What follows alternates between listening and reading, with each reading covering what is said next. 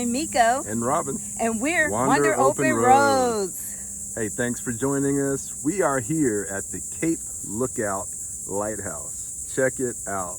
Yeah, we're really excited. Gosh, we were supposed to come here about a year and a half ago, right? But yes. COVID and everything else. So we finally made it. Unfortunately, they are making repairs to the lighthouse due to some cracks that were found during an inspection. So we're not going to be able to climb to the top. But we still get to, we got an awesome ferry ride out here to check the lighthouse out. We're going to take a bunch of pictures and just, enjoy as much as we can. So.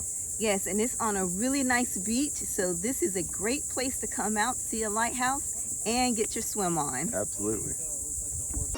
So on this journey, we stayed in Newport, North Carolina, which is in an area called the Crystal Coast. It's an 85-mile beach area that encompasses the southern outer banks of North Carolina. The northern outer banks are probably more popular and more known, like Kitty Hawk and some of those areas. But the southern outer banks was actually really pretty. We really enjoyed it here, and the beach areas seemed to be a lot less crowded. So it was definitely a nice spot, and it was our first time camping and visiting this area.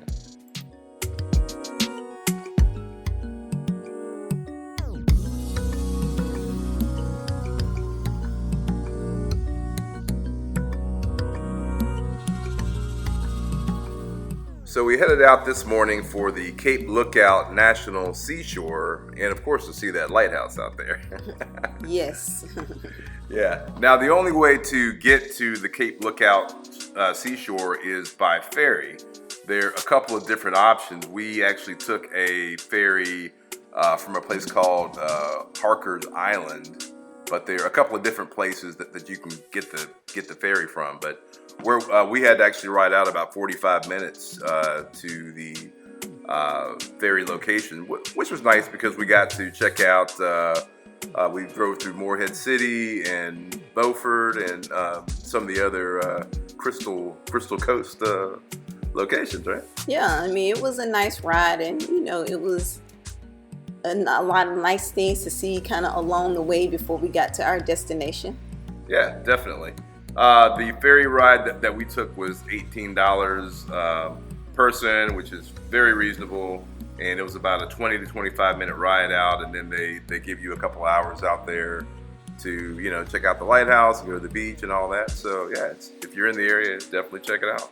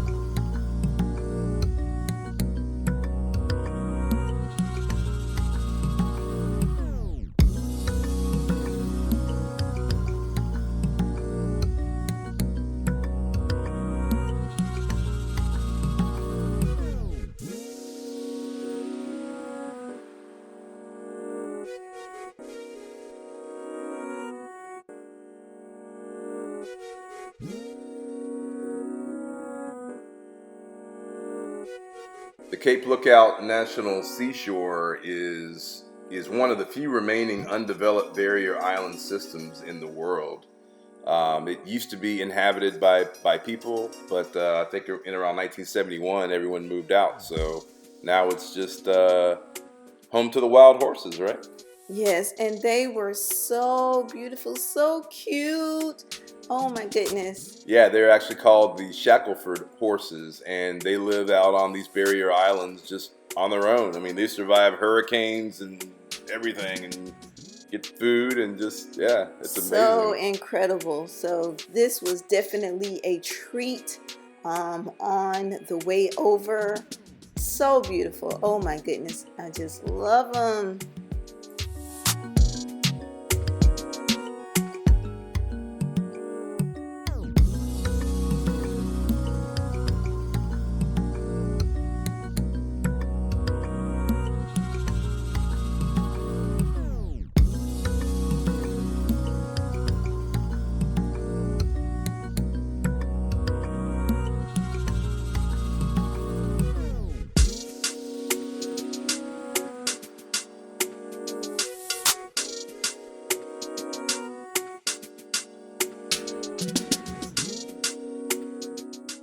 there were definitely people out enjoying the beach, boating.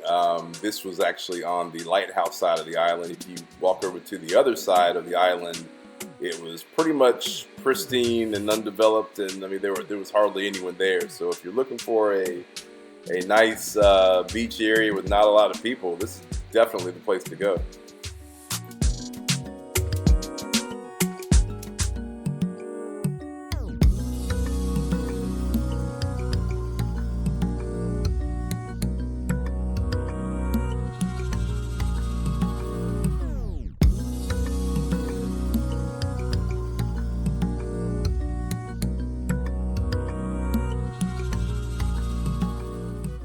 The lighthouse itself was completed in 1859, and it can be seen from 15 miles out to sea, and it is definitely one of the most iconic lighthouses in America.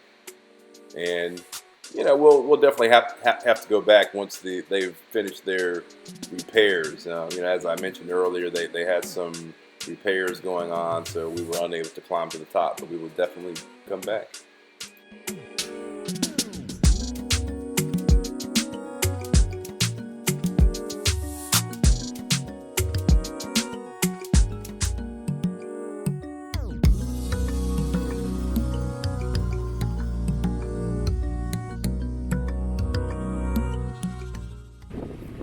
Well, hey there, it's Miko from Wander Open Roads.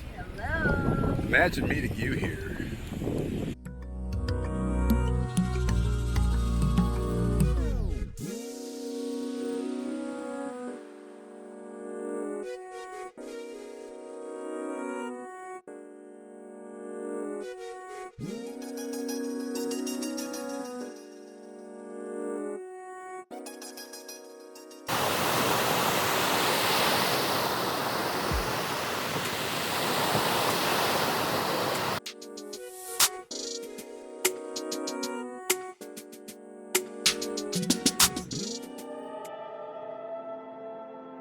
So the next stop on our adventure for the day is Fort Macon State Park in Atlantic Beach, which was about 20 minutes or so, like heading back toward the RV park. So it was on the way, and I'm definitely a sucker for military history, so we had to check it out.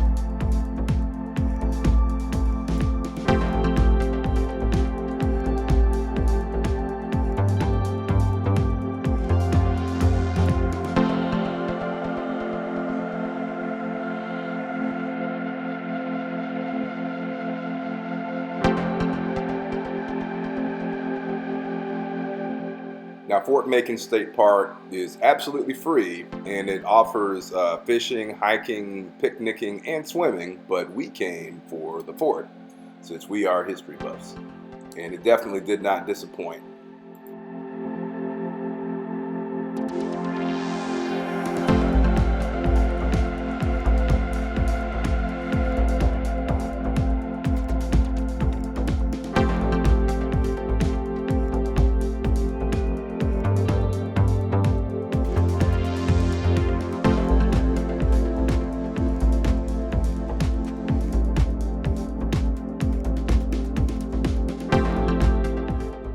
Fort Macon is made up of 2,379,546 bricks, which is more than any other U.S. fort, and it was built in 1826.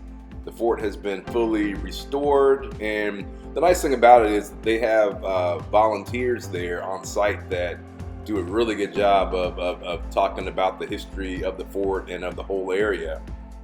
So, you know, it's definitely worth checking out.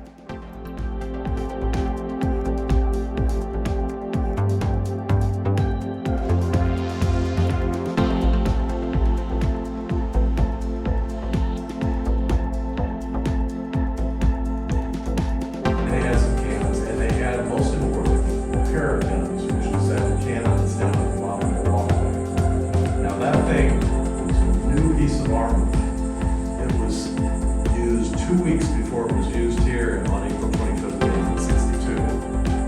And that gun, it was a brand new invention in warfare. It had a rifle barrel. It had a lot of punch to it. It could shoot a 32-pound elongated shell, 2.7 miles, and the shell could have a detonator cap on it because things would blow up.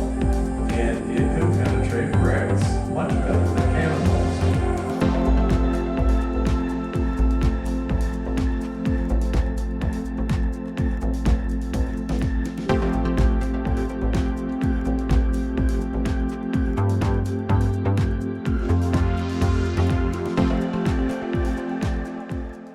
One of the interesting stories that we heard was that this is actually the second fort that had been built in this particular site.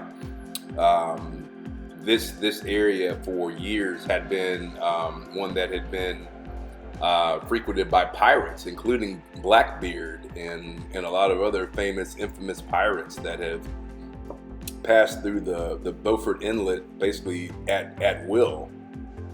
So that, along with the different wars with Spain, France, and with Great Britain during the colonial times, basically provided a constant threat of coastal raids by enemy warships. So this was a very strategic location that needed to be guarded.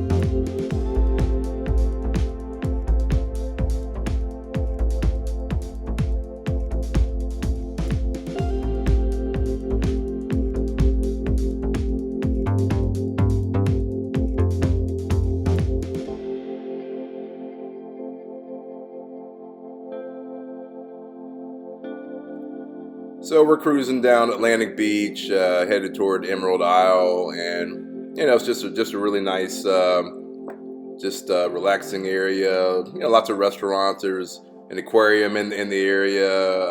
All types of public beach access areas to just really go out and enjoy yourself. And we were definitely enjoying the day in the good weather.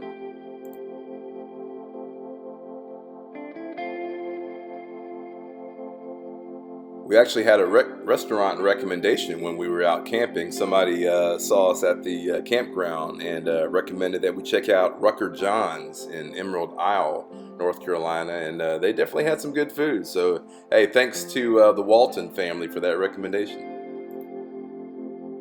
So that's it for our day on the Crystal Coast. We'll see you next time.